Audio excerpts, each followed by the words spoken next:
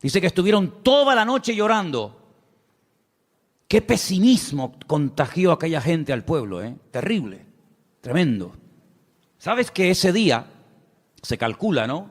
Ese día era el Tisha B'Av, era el día 9 del mes Av.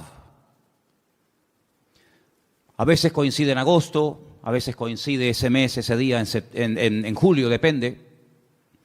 Y las peores desgracias, todas las desgracias, las peores catástrofes que le han ocurrido al pueblo de Israel, todas han ocurrido el día Tisha B'Av, el día 9 del mes Av. Todas. La destrucción del primer templo, 9 de Av. La destrucción del segundo templo, 9 de Av. La expulsión por parte de los reyes católicos del pueblo de Israel de España, 9 de Av. La firma de la eliminación total y absoluta de los judíos en Europa a través del régimen del Tercer Reich nazi, el día 9 de Av, etcétera, etcétera, etcétera. Y es que ese día marcaron su destino. Lloraron sin causa y a lo largo de la historia el Señor les daría motivos para que lloraran con razón. El día 9 de Av. Por eso es un día triste, es un día en el que se esperan siempre todos los años en Israel que pueda ocurrir cualquier cosa. Y fíjense en el capítulo 1 del libro de Deuteronomio, a partir del versículo 26, cuando esta gente regresa, después de haber estado 40 días reconociendo el país, leemos: sin embargo, no quisisteis subir, dice Moisés, no quisisteis subir. Antes fuisteis rebeldes al mandato del Señor vuestro Dios. Fíjate, no dice no quisisteis entrar, no, que lo podía haber dicho. Dice, no quisisteis subir. Había que subir de nivel espiritual para poder tomar posesión de la tierra del Señor. No quisisteis subir, no quisisteis madurar. Os habíais estancado, os habíais quedado acomodados a la vida del desierto. Y ahora hay que subir, amigo. Y no solamente en el sentido físico, sino también en el nivel espiritual, para tomar posesión y para alcanzar ciertas y determinadas alturas espirituales. Uno tiene que subir, uno tiene que crecer. Y si no subes y si no creces, te pierdes la bendición. Y dice la Biblia que no quisieron subir. Pero no solamente no quisieron subir, sino que en el versículo 23 dice, y murmurasteis en vuestras tiendas. No es que se negaron a decir, no queremos subir, aquí nos quedamos, sino que en las tiendas donde ellos vivían en el desierto, tuvieron toda la noche murmurando, hablando mal, quejándose, lamentándose. Y fíjate lo que llegaron a decir, cómo el Señor esas conversaciones, cómo el Señor escuchó e hizo que en su palabra quedara registrado parte de lo que murmuraban en las tiendas de campaña durante la noche. Mira lo que decían. El Señor nos aborrece. ¿Cómo? Porque el Señor nos aborrece, nos ha sacado de la tierra de Egipto para entregarnos en manos del amorreo para destruirnos. Mire, hermano, si Dios hubiera querido destruir a esta gente, no hacía falta sacarlos de Egipto. No hacía falta sacar a todo el pueblo de la esclavitud en Egipto, llevarlos por el desierto y subirlos a la tierra prometida, a la tierra que fluye leche y miel, para destruirlos. En el mismo Egipto podían haber sido aniquilados. Pero fíjate el concepto que ellos tienen de Dios. Y claro, según el concepto, según lo que ellos piensan de Dios, así hablan. De la abundancia del corazón, dice la Biblia, habla la boca. Como Dios nos aborrece, nos sacó de Egipto. ¿Así? Es decir, que Dios te sacó de Egipto porque te aborrece. ¿Eso es lo que tú crees? Y entonces, como nos aborrece, como nos odia, lo que quiere es ahora meternos en la tierra prometida, la tierra de Canaán, para que los habitantes de ese país, sobre todo los amorreos, nos destruyan y acaben con nosotros y con nuestras familias y con nuestros hijos y con nuestra vida. Y lo decían tan tranquilos y se quedaban tan panchos. Todos sabemos que esa noche, como acabo de decir, sellaron su destino y Dios dijo, ahora sí que no van a entrar, amigo. Ahora sí que no van a entrar. Van a entrar aquellos que dijisteis que no entrarían, que eran vuestros hijos. Es decir, la generación adulta que salió de Egipto no entró en la tierra prometida. Dios levantó una nueva generación sin esos prejuicios, sin esas ideas equivocadas y distorsionadas de Dios. Y esos fueron los que entraron, y estos que hablaron mal, y estos que murmuraron, todos cayeron en el desierto, uno detrás de otro, excepto aquellos que hablaron bien, Josué y Caleb. Ellos dos sobrevivieron, con más de 80 años, ambos entraron a la tierra prometida, la vieron, la disfrutaron, la habitaron y la conquistaron, y posteriormente la repartieron, solamente ellos. Fíjate la cantidad de cosas que se puede uno perder, y la cantidad de puertas en el mundo espiritual que uno puede cerrar simplemente, digo simplemente entre comillas, por hablar mal. Perdieron la oportunidad de su vida. Pudieron haber entrado hacía 40 años, pero por la forma como hablaron, Dios dijo sí. Muy bien, se acabó. Pero no solamente no van a entrar, sino que ahora encima van a morir en el desierto. Es increíble. Así que ellos creían que Dios los aborrecía. Pero mira lo que dice el Salmo 106. Todo lo contrario. Todo lo contrario. El Salmo 106, dicho sea de paso, es un resumen de lo que ocurrió desde que salen de Egipto hasta que prácticamente entran en Canaán a través de Josué. Es un salmo muy interesante. Si quieres conocer bastante de la historia de Israel en esta época de la historia, lee el Salmo 106. Es muy interesante. Pero voy a leer solamente el versículo 8. Salmo 106, verso 8. ¿Lo tienen, hermanos? Dice, pero Él los salvó por amor de su nombre para hacer para hacer notorio su poder. Si comparamos lo que dice Deuteronomio y lo que decía el pueblo y lo que el Señor dice a través del Salmo 106, no tiene nada que ver una cosa con otra. En un pasaje dice, Dios nos sacó de Egipto porque nos odia, porque nos aborrece y lo que quiere es aniquilarnos y destruirnos. Y el Salmo 106 lo que dice es que la razón principal por la cual el Señor sacó al pueblo de Israel de la esclavitud en Egipto es por amor. No porque los aborrecía, sino por amor. Yo pregunto, de las dos opiniones, la del pueblo y la de Dios, ¿cuál será la correcta? ¿Quién dijo la verdad? Evidentemente el Señor. ¿Quién se equivocó? ¿Quién habló mal? El pueblo. ¿Quién pagó las consecuencias de hablar mal? El pueblo. ¿Quién perdió la bendición? El pueblo. ¿Y tú crees que a nosotros no nos puede pasar hoy en día lo mismo? ¿Crees que esto solamente es algo que le pasaba a ellos en el Antiguo Testamento, pero que hoy en día da igual cómo hablemos, si nos quejamos o damos gracias al Señor? Si somos personas con una actitud, digamos, de agradecimiento y de gratitud, o estamos todo el santo día lamentándonos, que da igual. No te confundas, hermano. ¿Cuántas personas, incluso que van por la vida llamándose creyentes, se pueden llegar a perder tremendas bendiciones del Señor por la forma como hablan? Porque la forma en cómo hablan manifiesta el concepto distorsionado o equivocado que pueden llegar a tener de Dios. Si tú crees que Dios no te ama, si tú crees que Dios es injusto contigo, si tú en lo profundo de tu corazón crees que el Señor no es tan bueno como dicen algunos, si tú en lo más profundo de tu corazón crees que Dios contigo no ha sido todo lo bueno que tú esperabas, tú vas a vivir así. Y cuando ores, cuando hables con alguien, cuando des testimonio y cuando vengas a la iglesia y cuando salgas de la iglesia, tú vas a vivir según el concepto distorsionado y envenenado que tienes de Dios.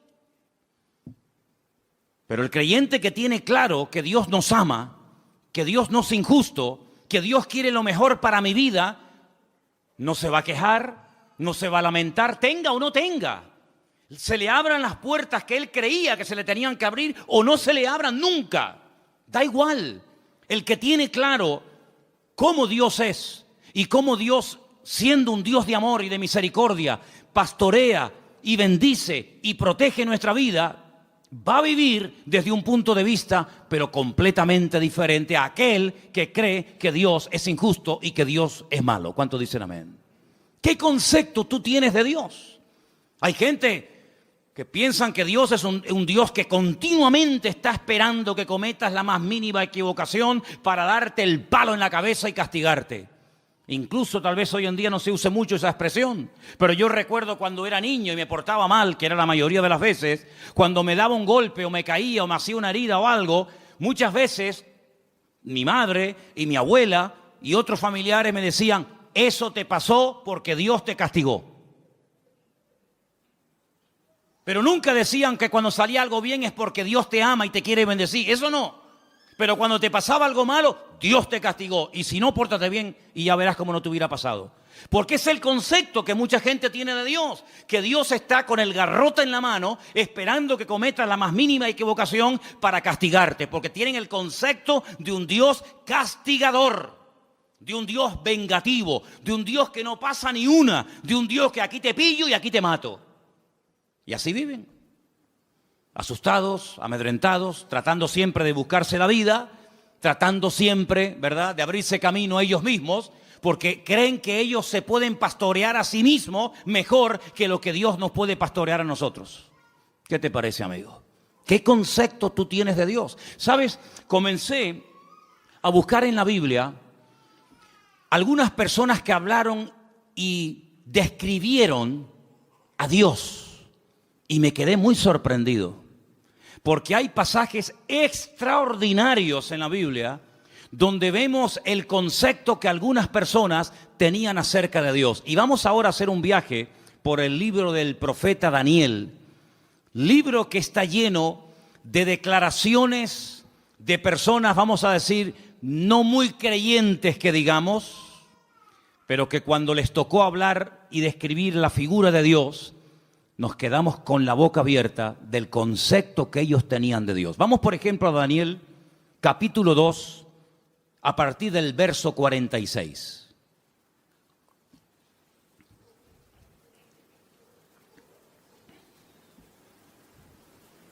Hermano Jorge, le van a faltar brazos. ¿No será más cómodo ponerse unas gafas? ¿Eh?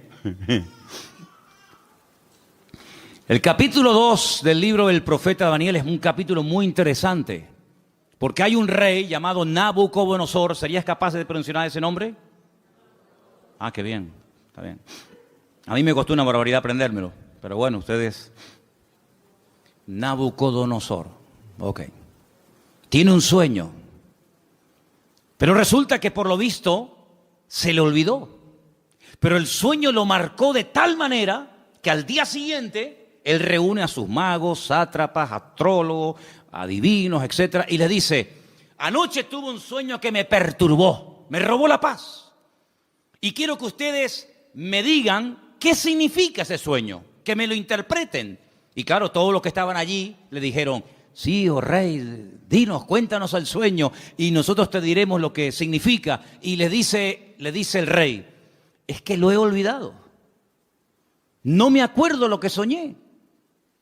Así que lo que quiero es que me digan lo que soñé y a continuación me interpreten el sueño. Y si no me lo hacen, los condeno a muerte. Convertiré vuestra casa en un estercolero, en un muladar. Descuartizaré a vuestros hijos. Y claro, aquello causó un caos en el palacio tremendo, porque incluso algunos le llegaron a decir, pero es que nunca, jamás se ha oído de un rey que pida que se le cuente el sueño que ha soñado y encima la interpretación. Y no había forma. Sin embargo, la Biblia dice que Daniel, junto con sus amigos, oraron y le pidieron al Señor que les mostrara qué sueño había tenido este hombre y qué significaba. Y efectivamente, el Señor dice en la Biblia que le reveló a Daniel lo que el rey Nabucodonosor había soñado y lo que significaba. Y cuando llega Daniel a la presencia del rey Nabucodonosor, pues le dice, mira, lo que tú has dicho, ningún hombre te lo puede interpretar, nadie en esta vida, ni mago, ni astrólogo, ni sátrapa, ni adivino, jamás te lo podrá decir. Pero dice, pero hay un Dios en los cielos que revela los misterios a los hombres. Y en este caso Dios me ha escogido a mí para decirte que tú lo que soñaste es que vistes una estatua enorme de 4 materiales diferentes. Viste que la estatua tenía, o la imagen tenía una cabeza de oro. Ese eres tú, ese es tu imperio Babilonia. Pero luego después de ti se levantará otro imperio, y dice que vio el pecho y los brazos de plata, y le dice, serán el imperio de los medos persas que se unirán y formarán un segundo imperio. Pero caerá ese imperio con el paso del tiempo y se levantará un tercer imperio que será el de Alejandro Magno, los griegos, ¿verdad?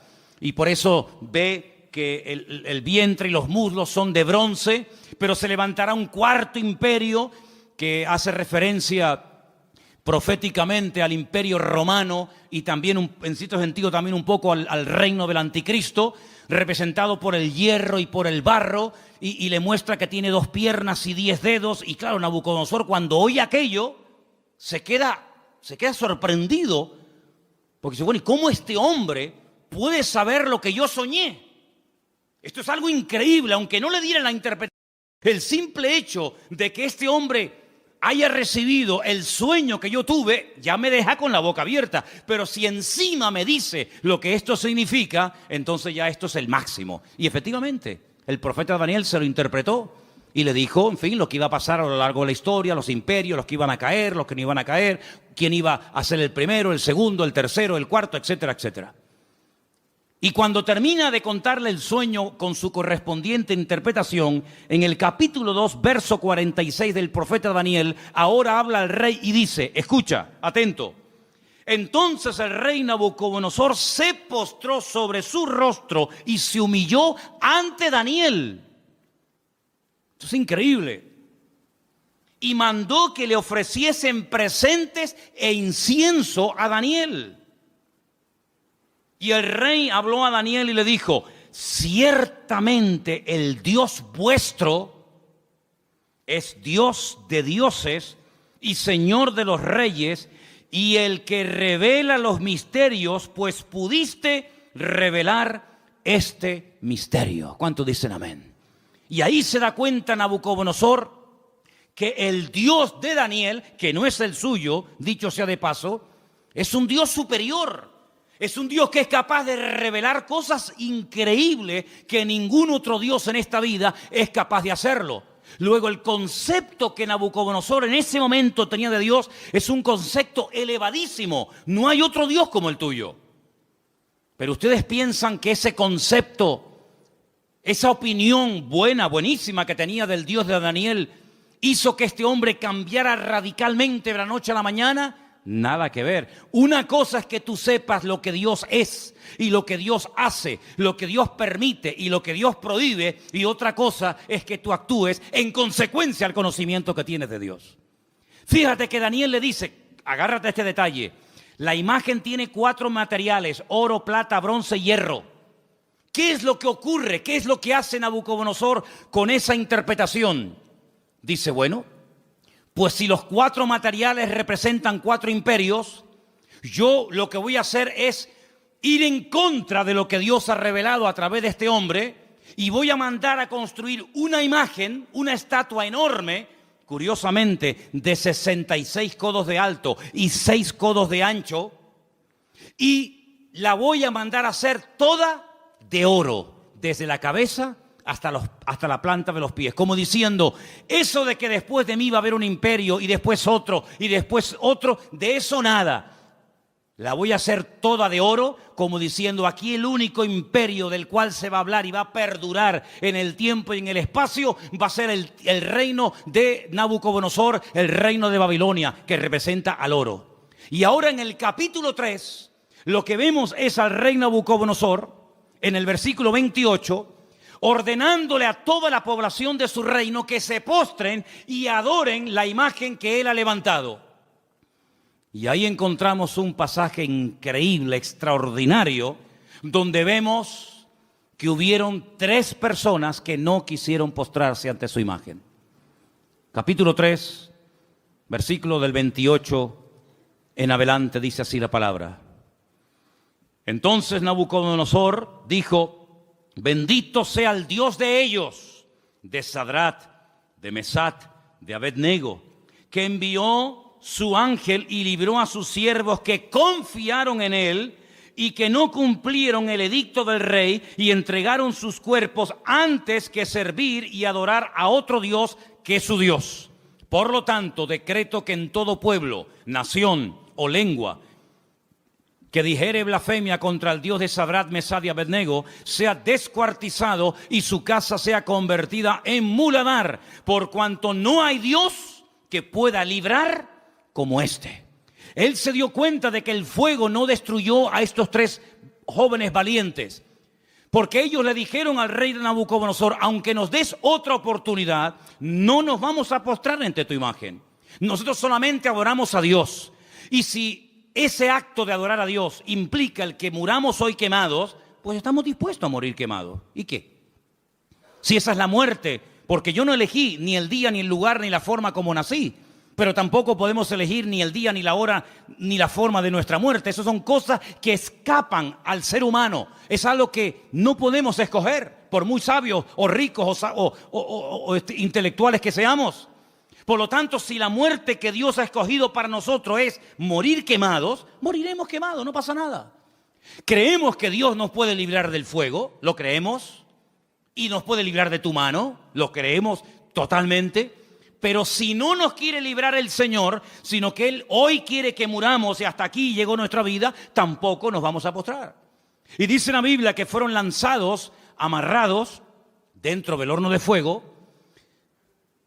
Lo que le sorprendió a Nabucodonosor es que no se quemaron, que no solamente había personas vivas dentro del horno, sino que había 4 personajes protegiendo el cuarto personaje a estos jóvenes. Y dice la Biblia que cuando salieron, ni el pelo de su cabeza se había quemado, ni sus ropas olían a humo. Y ante semejante milagro, ya van dos, la interpretación del sueño a través de Daniel, cómo Dios protege milagrosamente la vida de Sadrach, Mesach y Abednego, vuelve otra vez a reconocer que el Dios de esta gente es el Dios todopoderoso, un Dios superior al que Él tiene, un Dios que es capaz de proteger de la muerte segura a unas personas porque confiaron en Él. Y ya van 2. Pero amados hermanos, lo que dice Nabucodonosor de Dios es tremendo. Es un Dios que salva, es un Dios que libra, es un Dios que protege, es un Dios superior, es Dios arriba, es Dios abajo. Algo increíble el concepto que Nabucodonosor tenía de Dios, pero el concepto por sí mismo, el conocimiento por sí mismo no es suficiente. Después vamos a ver qué más hace falta. Seguimos en Daniel, capítulo 4. Este rey Nabucodonosor le da lugar a la soberbia, le da lugar al orgullo, a la arrogancia, paseándose por Babilonia, que era una joya en aquellos tiempos. Comienza a presumir de su ciudad, de sus jardines, de sus conquistas, de sus palacios. Y la Biblia nos enseña que este hombre entra en un periodo de locura totalmente. Pierde el sentido. Y la palabra de Dios dice que lo arrojan al monte. Vamos a leer en el versículo 33. En aquella hora se cumplió la palabra sobre Nabucodonosor. Fue echado de entre los hombres y comía hierba como los bueyes. Su cuerpo se mojaba con el rocío del cielo, y hasta que su pelo creció como plumas de águila y sus uñas como las de las aves. Mas al fin del tiempo yo, Nabucodonosor, alcé mis ojos al cielo y mi razón me fue devuelta y bendije al Altísimo y alabé y glorifiqué al que vive para siempre, cuyo dominio es sempiterno y su reino por todas las edades. Todos los habitantes de la tierra son considerados como nada, y Él hace según su voluntad en el ejército del cielo y en los habitantes de la tierra, y no hay quien detenga su mano y que alguien le diga: ¿qué haces? En este mismo tiempo mi razón me fue devuelta, y la majestad de mi reino, mi dignidad, mi grandeza volvieron a mí. Y mis gobernadores y mis consejeros me buscaron, y fui restablecido en mi reino, y mayor grandeza me fue añadida. Ahora yo, Nabucodonosor, alabo, engrandezco y glorifico al Dios del cielo, porque todas sus obras son verdaderas y sus caminos justos, y Él puede humillar a los que andan con soberbia. ¿Cuántos dicen amén? Si las palabras que Nabucodonosor habla de Dios, luego sus acciones son otra cosa. Lo que hace es otra cosa diferente. Pero cuando habla de Dios, son maravillas. Son cosas tremendas, preciosas. Lo alaba, lo bendice, lo glorifica, lo levanta en alto, lo reconoce. Y parece como que ya Nabucodonosor ha cambiado y tiene claras las ideas, pero ni aún así, hermanos, ni aún así. Pero lo que estamos hablando en esta tarde es el concepto que tenía Nabucodonosor de Dios. Pero en el libro de Daniel aparecen otros reyes. Por ejemplo, hay un rey que es el rey Darío, el rey Ciro, que también aparece. Y en el capítulo 6, hay un momento en el que la envidia es tremenda, sobre todo contra Daniel, y lo quieren matar. Pero leí esta mañana algo que me llamó tanto la atención, porque dice que trataban de buscar algo en lo cual pillarlo en un fallo y decir, mira, pero no había manera. Quiero leerles en el capítulo 6, verso 4. Entonces los gobernadores y sátrapas buscaban ocasión para acusar a Daniel en lo relacionado al reino, mas no podían hallar ocasión alguna o falta, porque él era fiel y ningún vicio ni falta fue hallado en él. Me llamó la atención la palabra vicio. Daniel no tenía vicios. Dice, no podemos acusarlo de nada. No hay forma no hay forma. Pero entonces idearon un plan terrible y dice, entonces dijeron aquellos hombres, no hallaremos contra Daniel ocasión alguna para acusarle, si no la hallamos contra él en relación con la ley de su Dios. Y todos saben lo que hacen, convencen al rey Darío, para que promulgue una ley que no se puede revocar bajo ningún concepto, de que durante 30 días nadie puede elevar oraciones, plegarias o súplicas a ningún Dios, incluido el Dios de Daniel. Nadie puede orar durante 30 días. Era la única forma de que podían decir, mira, hay un hombre en tu reino que ha quebrantado la ley. Porque nosotros como creyentes, y creo que lo tenemos claro, tenemos que cumplir las leyes de los países donde vivamos siempre y cuando no vayan en contra de la palabra de Dios. ¿Cuántos dicen amén?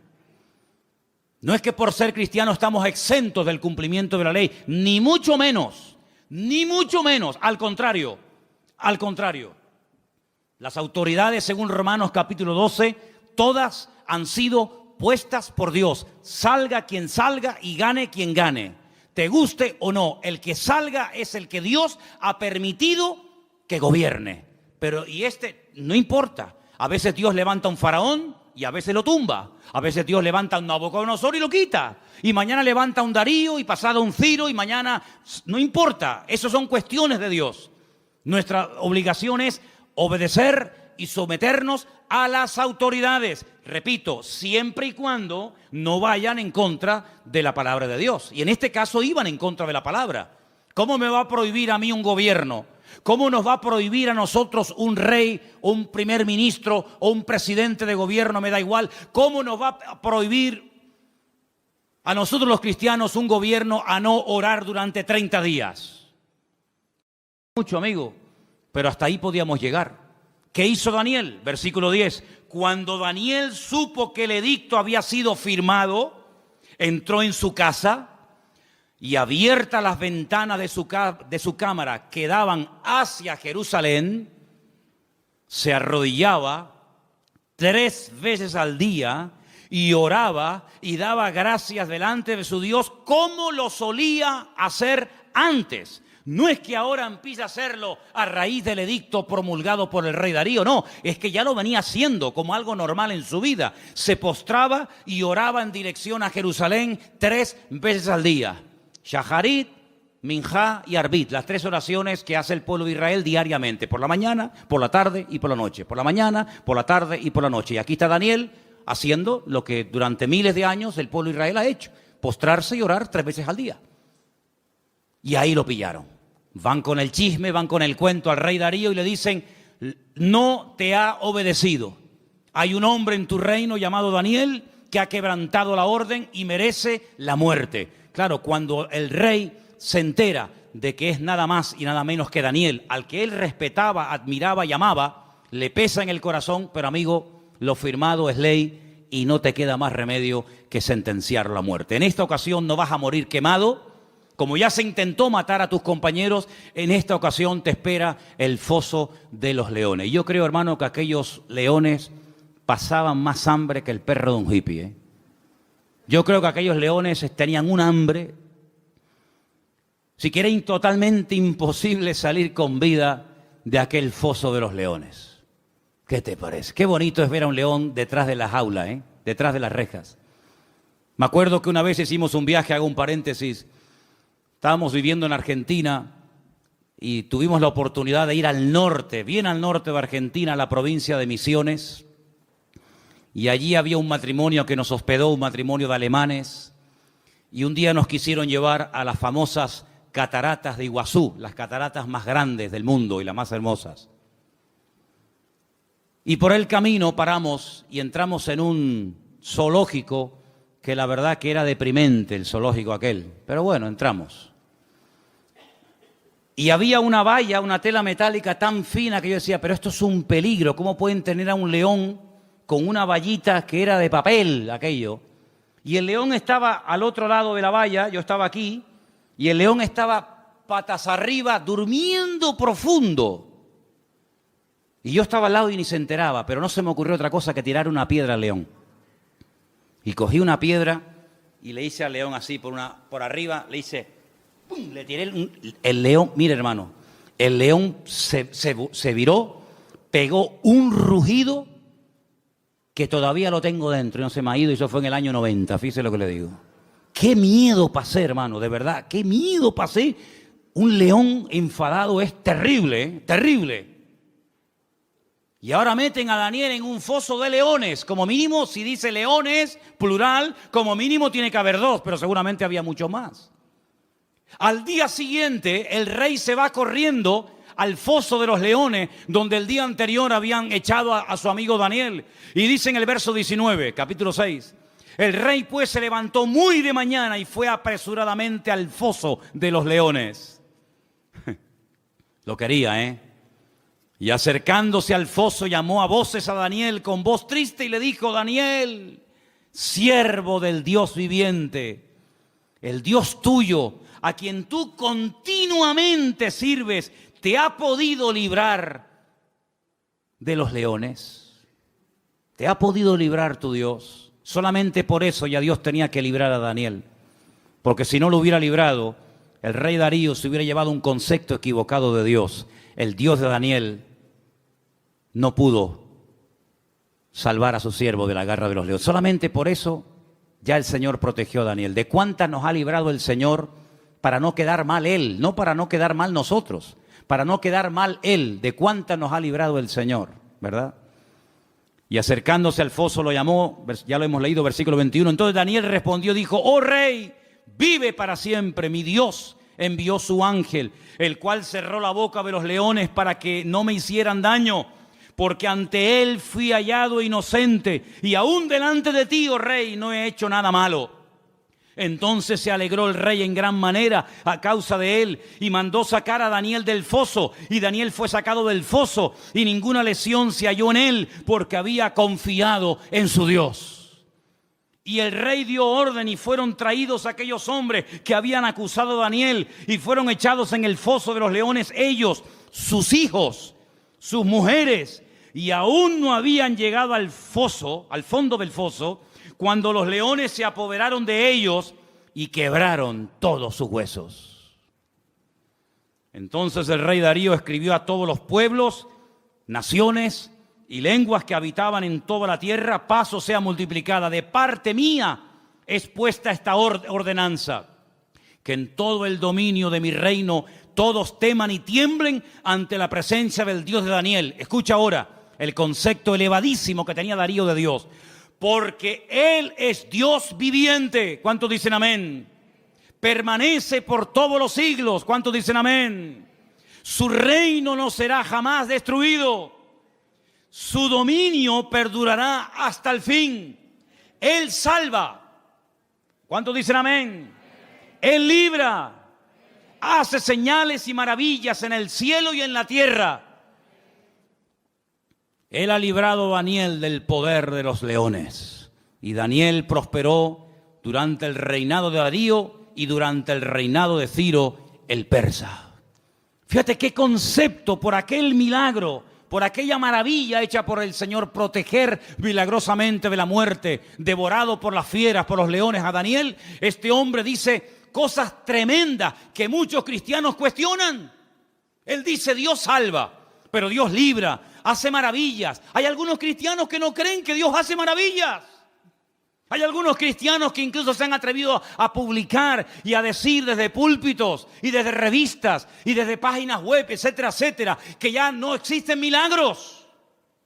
Sin embargo, Darío no tenía ese concepto distorsionado de Dios. Darío decía: el Dios de Daniel salva, libra, hace señales en el cielo y en la tierra, protege, es un Dios todopoderoso. ¿Cuántos dicen amén? Si lo tenía Darío, ese concepto de Dios, ¿cuánto más tú y yo tenemos que tener ese concepto de nuestro Padre y de nuestro Dios? Todos estos pasajes que estamos viendo nos están descubriendo cómo es Dios a través de la óptica de, vamos a decir, de inconversos.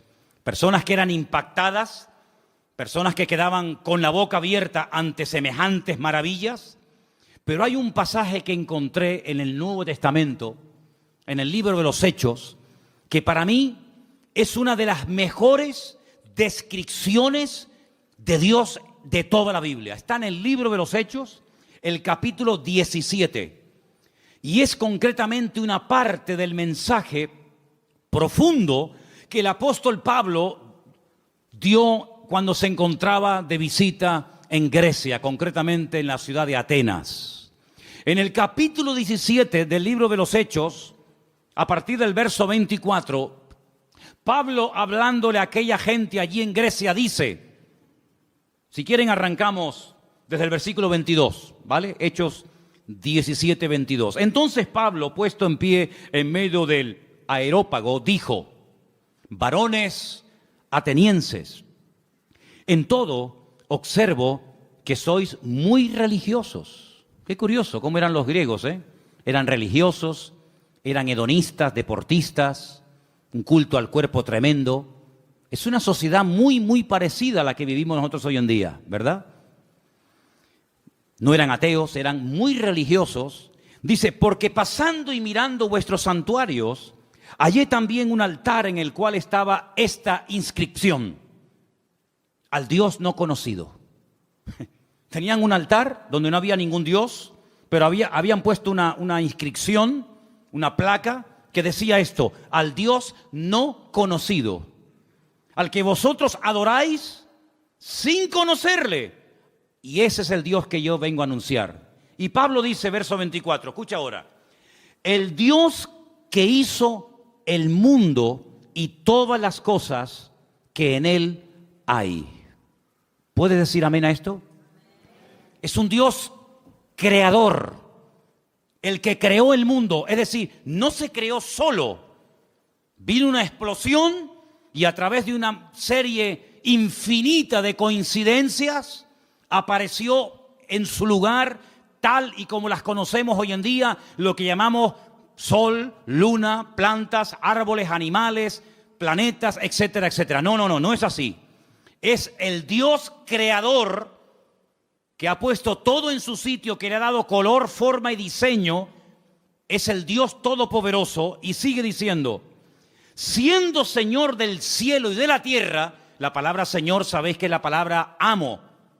Siendo el dueño, el propietario de lo que hay arriba y abajo, no habita en templos hechos por manos humanas. Solamente de este versículo hay tanta enseñanza, tanta profundidad de conceptos que podríamos echarnos horas. Porque lo primero que está diciendo es, nosotros no salimos de la nada. Nosotros no somos producto de un proceso evolutivo, sino somos creación de Dios. Y ese Dios que es el dueño ha decidido no vivir en templos. ¿Qué les está diciendo a los atenienses? Que vuestros templos no pueden contener su persona, su presencia, porque Él ha tomado unilateralmente la decisión de no vivir en templos. Luego les está tirando por tierra toda su religiosidad.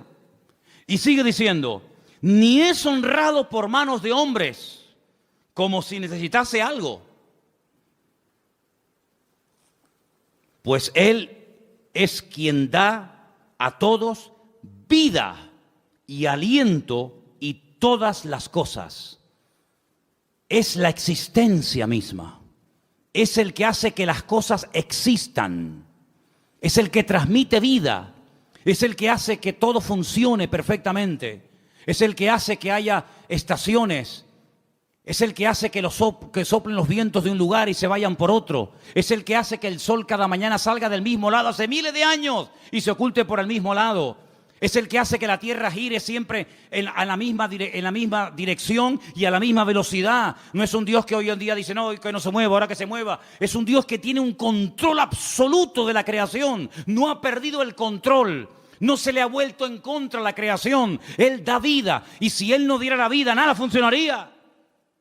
Porque el hombre puede alargar y puede cortar la vida, pero no puede crearla, no puede diseñarla. Y Él está hablando de un Dios que da la vida, un Dios que ha formado, un Dios que ha creado, etcétera, etcétera. Y sigue diciendo, de una sangre ha hecho todo el linaje de los hombres. Está hablando de Adán. De Él vienen todos, de Él venimos todos. Para que habiten sobre toda la faz de la tierra, y les ha prefijado el orden de los tiempos y los límites de su habitación.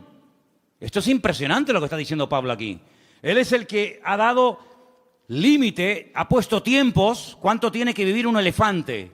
¿Cuánto tiene que vivir un loro? ¿Cuánto tiene que vivir el hombre? ¿Cuánto tiene que vivir? Él ha puesto límites, Él ha puesto tiempos.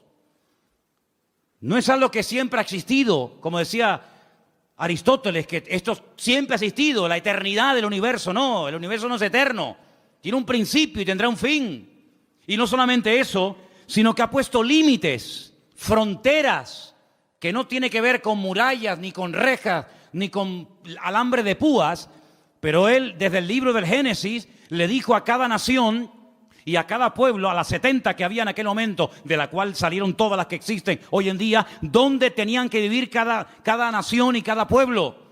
Y lo he dicho infinidad de ocasiones, cada vez que un pueblo ha querido ir más allá del territorio que en el principio el eterno creador del universo y de la tierra le dio a los seres humanos, ha habido problemas. Y cuando los del norte quieren apropiarse de los del sur, y cuando los europeos quieren apropiarse de un continente, y cuando los de este continente quieren saltar a otro, se produce un caos, se produce un desorden, porque Dios estableció dónde tenían que vivir los pueblos. Y dotó al ser humano de unas características para vivir en el sur que no dotó a ese ser humano para vivir en el norte o viceversa. Y Dios lo que está haciendo es poner en orden el mundo, así como puso el sol aquí, no allá, aquí lo puso. Y así como puso la tierra en este lugar y no la puso en la otra punta de la galaxia, Dios ha puesto a los hombres donde Él ha querido y como Él ha querido.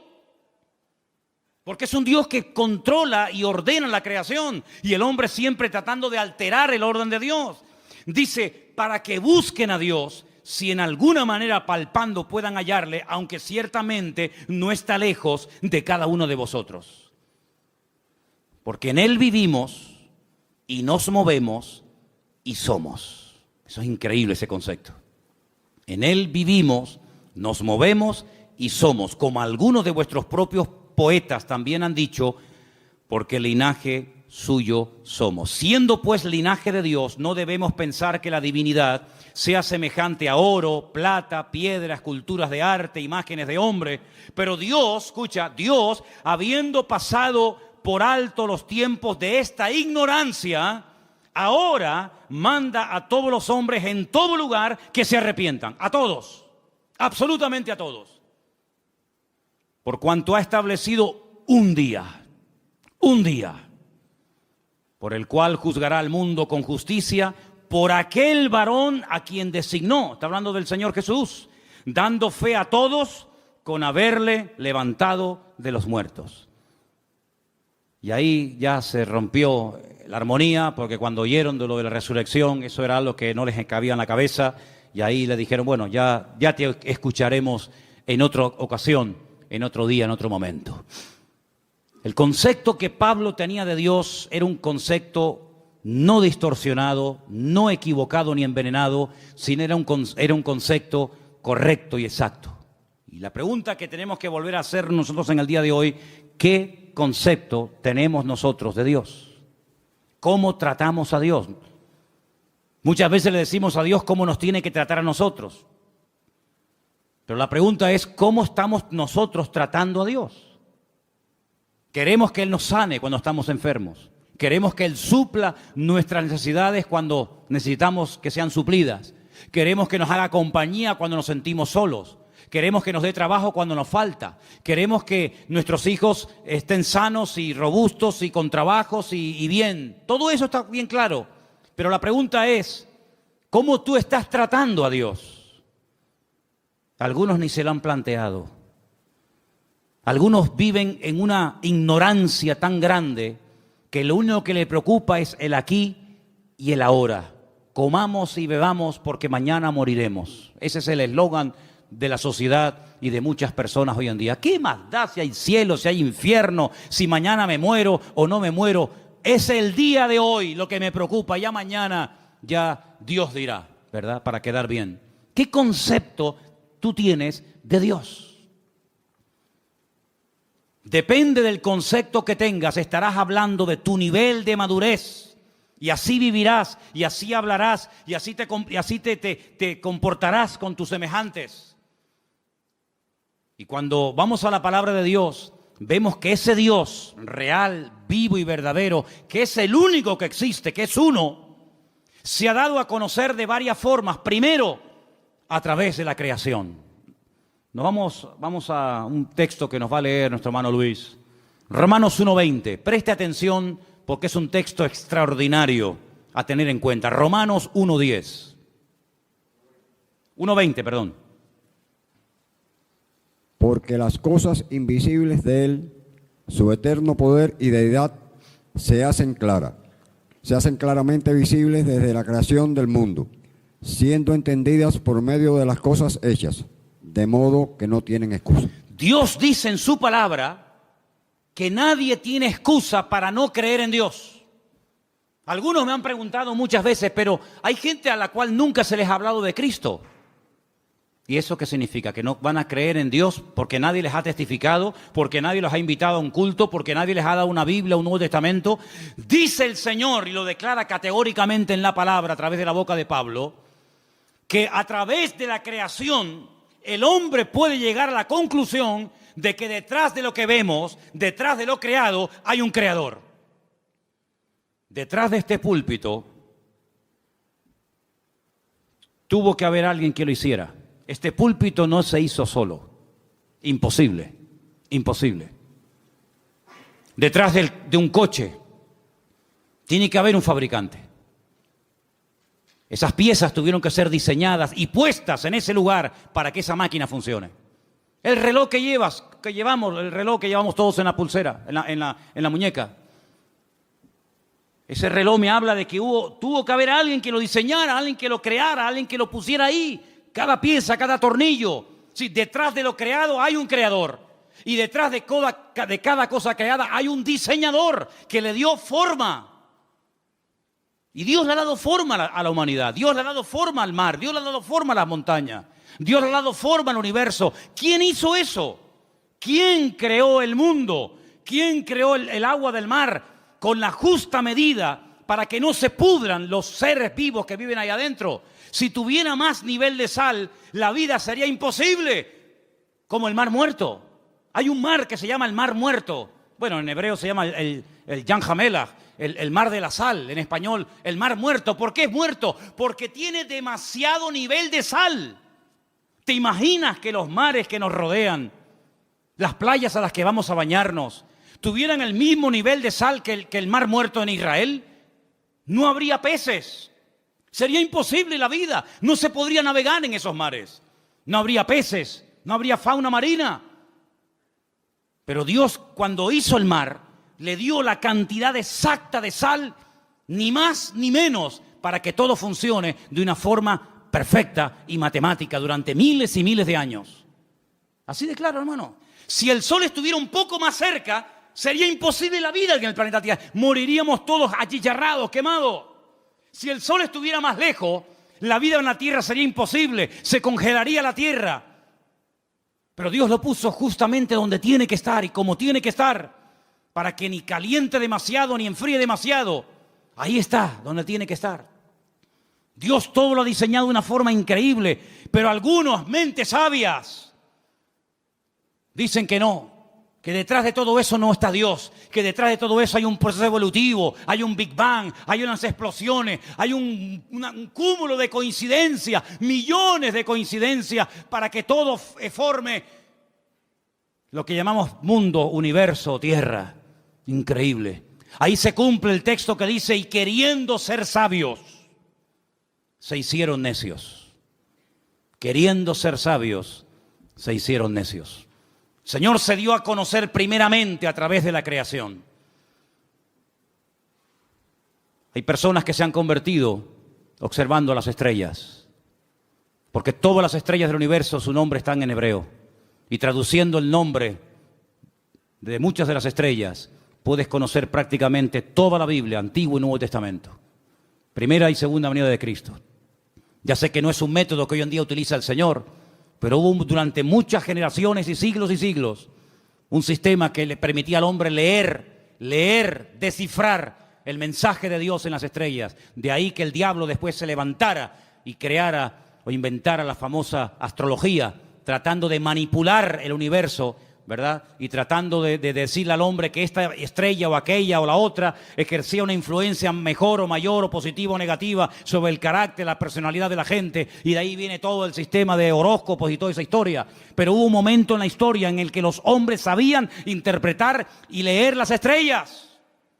Y los magos de Oriente vinieron a Belén guiados por una estrella, no por una, sino por su estrella. Y se dieron cuenta de que las estrellas se habían alineado, y cuando interpretaron y vieron Betulá y vieron Ari y vieron todas las estrellas, ellos dijeron, ha nacido el Mesías, porque ellos supieron leer el mensaje, cosa que hoy en día pues ni se puede ver ni se puede interpretar. Y hay otro momento en el que Dios utilizó otro sistema, y dice la Biblia en Hebreos, que también lo vamos a leer ahora, que Dios habló muchas veces, muchas formas y maneras distintas, pero ahora ya ha hablado ya de la última forma que iba a hablar. Y quiero que escuchen este versículo. Es el último que vamos a leer. En Hebreos, capítulo 1, a partir del versículo 1 en adelante, dice así.